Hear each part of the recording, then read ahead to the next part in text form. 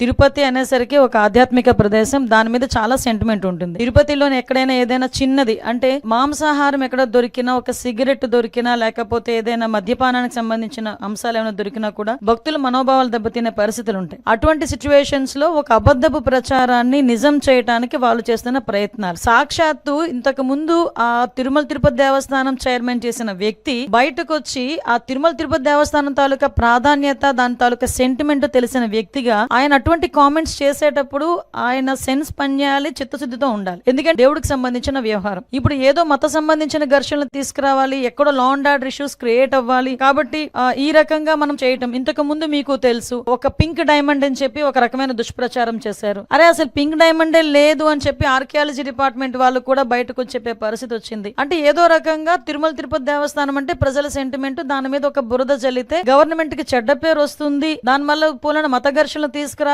అని ఒక దురాలోచనతో వాళ్ళు చేస్తున్న కామెంట్స్ తప్పించి వీటిలో నిజం లేదు అని నిన్న నిజాలు ఈవో శ్యామలారావు గారు చాలా క్లియర్ గా చెప్పారు. ఎంత దౌర్భాగ్యం అంటే అక్కడ ఈవెన్ ఆ గోశాలకి 2023 నుంచి విజిలెన్స్ అధికారులని కూడా లోపలికి రానివ్వని పరిస్థితి. అంటే లోపల ఏం జరుగుతుందో కూడా తెలియని పరిస్థితి. అదే విధంగా కనీసం ఆవులకి ఇచ్చే దానాన్ని కూడా కల్తీ చేసి అందులో కూడా కనీసం నాణ్యత లేని దానాలని కూడా పెట్టే పరిస్థితి కనిపించిందని సాక్షాత్తు ఈవో శ్యామలరావు గారు చెప్పడం జరిగింది. ఎవరైతే ఇలాంటి అసత్యపు ఆరోపణలు చేస్తున్నారు, అసత్యపు ఆరోపణలు చేసిన ప్రతి ఒక్కరి మీద కంపల్సరీగా చర్యలు ఉంటాయి.